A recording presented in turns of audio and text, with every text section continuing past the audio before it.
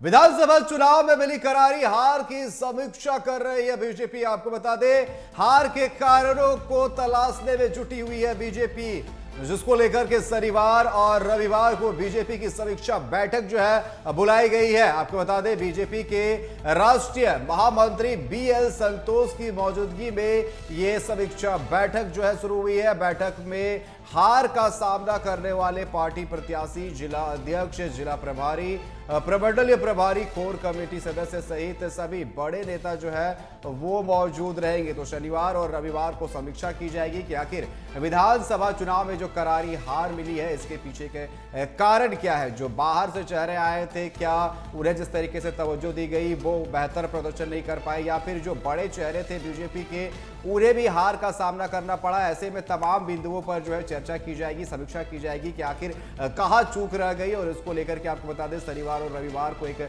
बैठक बुलाई गई है जिसमें बीजेपी के राष्ट्रीय महामंत्री बीएल संतोष मौजूद रहेंगे, जिनकी अध्यक्षता में ये पूरी बैठक होगी, जहां पर यह देखा जाएगा कि आखिर क्या कमियां रह गई जिसके कारण हार का सामना करना पड़ा विधानसभा चुनाव में।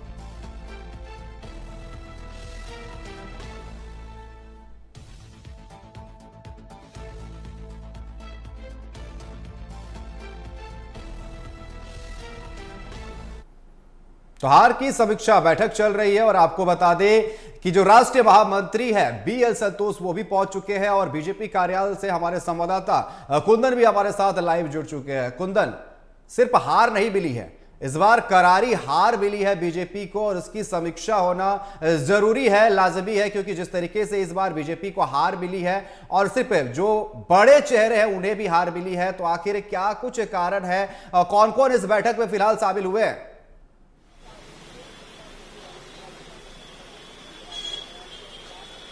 देखिए अनिकेत, हार तो निश्चित तौर पे करारी हार है, क्योंकि इतना बड़ा हार झारखंड में भाजपा को देखने को नहीं मिला था। कारण क्या है, उसी के लिए जो है आज पूरा कोर कमेटी जो है बैठ रहा है और उम्मीदवारों के साथ जो है बीएल संतोष जो राष्ट्रीय महामंत्री हैं वो पहुंचे हैं रांची, और वो जो है उम्मीदवार और जो प्रभारी हैं उनके साथ जो है वो बैठक करेंगे। और इसी भाजपा दफ्तर में मैं अपने सहयोगी सदाब को कहूंगा कि इसी भाजपा दफ्तर में जो है आज बैठक आहूत की गई है और अब से कुछ ही क्षण के बाद जो है यह बैठक स्टार्ट हो जाएगा। हालांकि हार के कारणों की जो है समीक्षा एक पहलू से नहीं बल्कि विभिन्न पहलू से यह देखकर और किया जाएगा, क्योंकि सिर्फ उम्मीदवार स्तर से ही नहीं बल्कि कार्यकर्ता कितना सपोर्ट किए, संगठन कितना सपोर्ट करता है, उम्मीदवार किस लेवल तक जो है जाकर अपना काम जो है जनता के बीच बताए और किस लेवल पे अपने आप को प्रदर्शित किए, ये तमाम चीजों की जो है समीक्षा की जाएगी। साथ ही अगर हम बात करें तो हेमंत सोरेन और उनकी जो टीम के द्वारा जो 5 वर्षों तक जो काम किए गए थे वो किस लेवल तक काम किए गए और ग्राउंड पे कौन कौन से जो मुद्दे हैं वो हावी रहे, इन तमाम बिंदुओं के साथ जो है आज बैठक की जा रही है। सभी उम्मीदवार जो हारे हुए हैं वो पहुंच रहे हैं और तमाम तरीके की जो चर्चाएं, मतलब ये कह सकते हैं कि जो त्रुटि रह गई थी और जो भी बातें छन कर आएगी उसको यहाँ से लेकर बीएल संतोष जो है दिल्ली जाएंगे और वहाँ फिर दिल्ली में एक बड़ी बैठक जो है आहूत की जा रही है, जहाँ पर प्रदेश के तमाम नेता जो हैं उस पर बैठेंगे।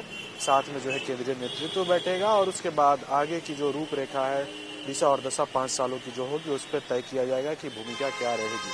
हालांकि सबसे महत्वपूर्ण जो ये बातें हैं कि चूंकि दूसरे दलों से जो आए नेता हैं उनके हार का कारणों का जो है समीक्षा वो प्रगाढ़ रूप से किया जाएगा और कह सकते हैं कि हार का जो अंतर, जो बड़े लेवल से जो अंतर से जो उम्मीदवार हारे हैं उनकी जो है खासकर समीक्षात्मक यह देखी जाएगी कि आखिर क्या कारण रहा। चूंकि अगर हम वैसे भी सीट की चर्चा कर ले जहां पे बड़े चेहरे चंदन कियारी से जो है अमर कुमार बावरी भी अपना सीट नहीं बचा पाए, दूसरी तरफ भानु प्रताप शाही जो है अपना भवनाथपुर से सीट नहीं बचा पाया, अमित मंडल जो है अपना सीट नहीं बचा पाए।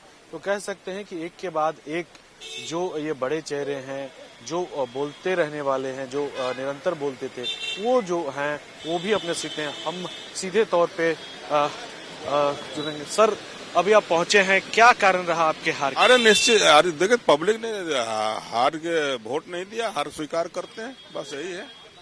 जाहिर तौर पे पब्लिक स्तर पे जो है, हालांकि संगठन जो है हर पहलू से अनिकेत जो है ये समीक्षा करेगी कि आखिर हार का क्या कारण हुआ है। साफ तौर कि पर जिस नीलकंठ तरीके सिंह से मुंडा उन्होंने है, कहा कि पब्लिक ने वोट नहीं दिया इसलिए हम हार गए और हार को स्वीकार करते हैं। एक बड़ी वजह यह भी रही है साफ तौर पर कि वो जनता से कनेक्ट नहीं कर पाई। सिर्फ शहरी क्षेत्र की जो जनता है बीजेपी से थोड़ी बहुत जो है वो कनेक्ट कर पाई। अगर ग्रामीण क्षेत्र की जनता की बात करें, उनके जो वादे थे, उनकी जो बातें थी, वो ग्रामीण क्षेत्र पे कनेक्ट नहीं कर पाया। सबसे बड़ा हार का कारण तो ये नजर आ रहा है।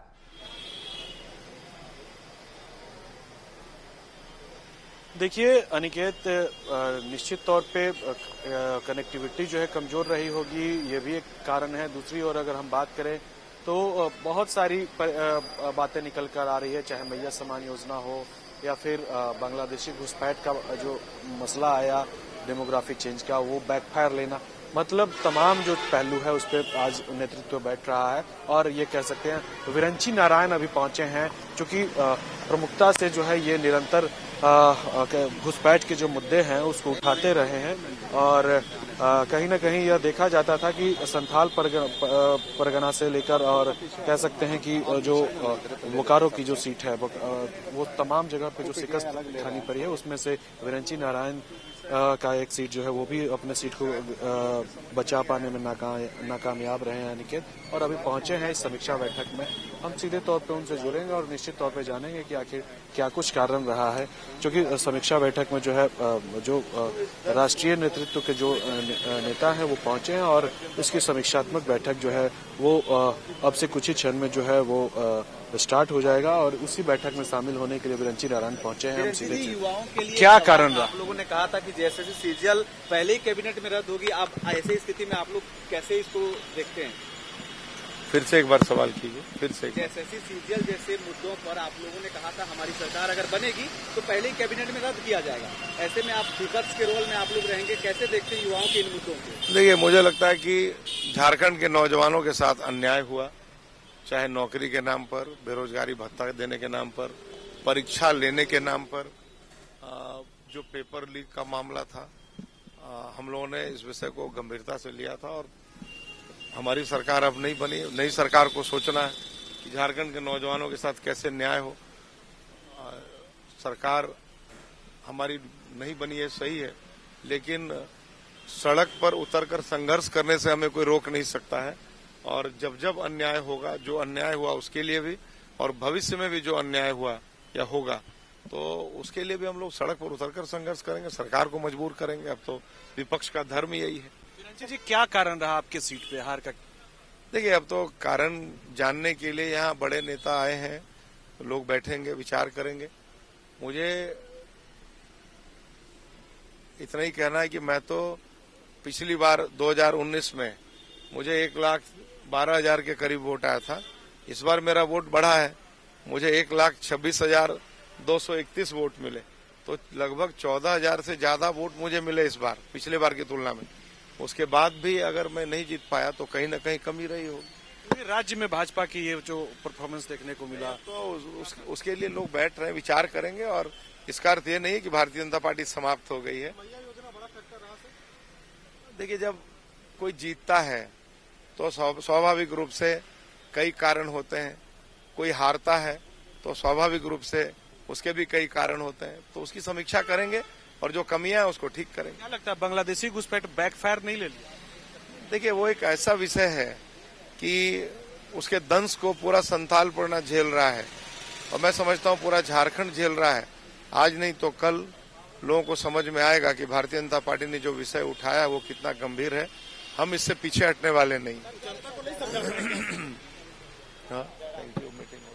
जाहिर तौर पे अनिकेत, ये विरंची नारायण हैं और सीधे तौर पे इन्होंने कहा है कि जो भी है फैक्टर, जो भी हार का कारण रहा है, उसकी समीक्षा जो है राष्ट्रीय स्तर के जो नेता हैं उनके साथ किया जाएगा। और एक कारण नहीं होता है हार का। हालांकि खुद के सीट के बारे में इन्होंने आश्वस्त किया कि हमने तो 2019 में 1,12,000 वोट लाया था, लेकिन इस बार तो हमारा बढ़ा ही है। लेकिन हार का कारणों की जो है समीक्षा अभी जो है प्रदेश कार्यालय में चलेगा और उसके बाद ही कुछ कहना जो है उचित होगा। तो अनिकेत, ये वैसे नेता हैं जो कभी भाजपा के लिए सड़क भाजपा ही नहीं बल्कि पूरे राज्य के लिए जो है सड़क से लेकर सदन तक आवाज बुलंद करते रहते थे और अब जो है वो हार का सामना करना पड़ा है उन्हें। तो निश्चित तौर पे कह सकते हैं कि कहीं ना कहीं जो एक सर चढ़कर जो बोलने वाला आवाज था वो अब चुप सा हो गया है। जी बिल्कुल, अब जिस तरीके से सड़क से सदन तक पहुंचे थे अब फिर से वो सड़क में है। अब वो चुनाव जो है हार चुके हैं और अब उन्हें फिर से सड़क पर जाना होगा और जनता के बीच पहुंचना होगा और इंतजार करना होगा अगले बारी का। कहीं ना कहीं साफ तौर पर ये तो बात कर रहे थे बीजेपी के बड़े चेहरों की, लगातार हम जिस तरीके से बात करें जिन्हें हार का सामना करना पड़ा, जो बाहर से आए, जिस तरीके से हम गीता कोड़ा की बात कर रहे थे, सीता सोरेन की बात कर रहे थे, यहां पर साफ तौर पर इन जो बड़े चेहरे हैं इन्हें हार का सामना करना पड़ा। हमने देखा था कि लोकसभा चुनाव में भी इन दोनों को हार का सामना करना पड़ा था, बीजेपी ने एक बार फिर से मौका दिया और यहां पर भी हार का उन्हें सामना करना पड़ा। अब इनका भविष्य क्या नजर आ रहा है?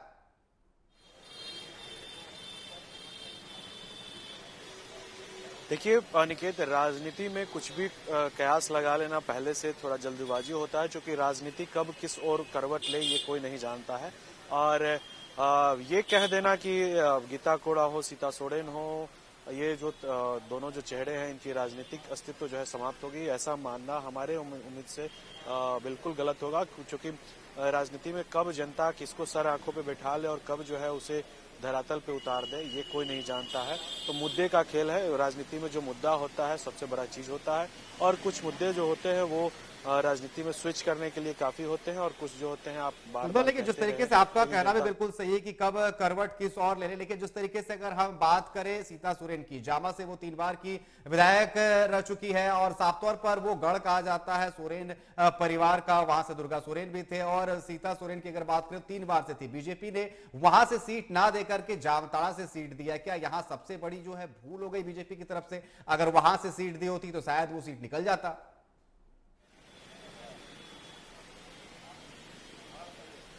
देखिए निकेत, स्ट्रैटेजी प्लान होता है। पार्टी जो है वो कोई खास एजेंडे पे नहीं चलती है, बल्कि वो स्ट्रैटेजी प्लान के तहत ही कोई भी काम करती है। हालांकि अगर सीता सोरेन की सीट को अगर हम बात करें जामताड़ा को लेकर, तो जब वो जामा की जब विधायक हुआ करती थी उस समय से भी जो है जो जामताड़ा के जो युवा होते थे या फिर जो लोग आते थे उनके जो मामले हैं उनको सॉर्ट आउट करते हुए दिखाई देती थी। तो दिलचस्पी तो बिल्कुल ही पहले से रही है। इसी का नतीजा है कि उन्हें जो है बतौर उम्मीदवार जामताड़ा से उन्हें उतारा भी गया था। लेकिन सबसे बड़ा जो मामला यह है कि जो वर्तमान जो विधायक थे जामताड़ा के, उनके जो कार्यकाल थे उनसे इसका मतलब है कि संतुष्टि जाहिर की है जनता, तभी तो सीता सोरेन को जो है नहीं चुनकर फिर से जो है रिपीट इरफान अंसारी को चुना। तो कह सकते हैं कि जो चीजें पहले से चली आ रही थी उसी को जो है बीजेपी जो है कंटिन्यू की है। इसमें कोई दो मत नहीं है। पूर्व की अगर हम राजनीतिक घटनाक्रम की बात कर ले तो सीता सोरेन अगर चाहती तो दूसरे भी जामा से भी एक सीट मांग सकती थी, लेकिन आप पूर्व के घटनाक्रम थोड़ा प्रकाश अगर डालेंगे अनिकेत तो यह प्रतीत होगा, क्योंकि और भी जो कैंडिडेट्स जो हुए थे वो नाराजगी जाहिर किए थे कि हम जो है सीट अपना चेंज नहीं करेंगे, जो मेरा सिटिंग विधानसभा है वहीं से चुनाव लड़ेंगे। तो जाहिर तौर पे कहीं ना कहीं उनकी मंशा जरूर रही होगी, तभी बीजेपी जो है इतना बड़ा निर्णय लिया है। क्योंकि जामताड़ा जो सभी लोग जानते हैं कि किस वोट बैंक के लिए प्रख्यात है और किस वोट बैंक के लिए जाना जाता है। हालांकि अगर हम बात करें लोकसभा चुनाव में, तो लोकसभा चुनाव में भी सीता सोरेन जो है वही जामताड़ा विधानसभा से लूज की थी। हालांकि सभी जगह से वो आगे चल रही थी, लेकिन जो लास्ट के जो काउंटिंग जो जामताड़ा से हुआ वहीं से वो जीतने में असफल रही। तो कह सकते हैं कि पूरी स्ट्रैटेजी प्लान के तहत जो है ये पूरा गेम प्ले किया जा रहा था। अब गेम है एक करवट जो है हार का जाएगा तो दूसरे करवट जो है जीत का जाएगा। तो किसी एक को हारना है और किसी एक को जो है जीतना, यह तो लाजमी है। उसी करवट जो है सीता सोरेन के हार का जरूरी है। जिस तरीके से समीक्षा बैठक ये जो बुलाई गई है, समीक्षा बिल्कुल जरूरी, क्योंकि जनता से जो है बीजेपी कनेक्ट नहीं कर पाई और कहीं ना कहीं जो है अब और 5 साल पीछे जाती हुई नजर आ रही है। जिस तरीके से हेमंत सोरेन ने कमबैक किया और काफी बेहतरीन किया, 56 सीटें लाई, वही बीजेपी को सीटें गंवानी पड़ गई है। और अब भी जिस तरीके से विरुंची नारायण बात कर रहे थे कि बांग्लादेशी घुसपैठ को लेकर के ये बड़ा मामला है, क्या अगले बार भी चुनाव में सिर्फ बांग्लादेशी मुद्दा ही होगा, घुसपैठ का मुद्दा होगा, या फिर कुछ और मुद्दे मुद्दे बीजेपी लेकर के सामने आ सकते हैं, क्योंकि यह मुद्दा तो इस बार नहीं चला, क्योंकि संथाल की जनता ने सिरे से इसे नकार कर दिया और 18 में से महज एक सीट जो है संथाल में जो है बीजेपी लेकर के आई। तो ये जो बांग्लादेशी घुसपैठ का मुद्दा था लगातार, जिस पर चर्चाएं हो रही थी हर सभा में, इस मुद्दे को तो सिरे से नकार दिया गया।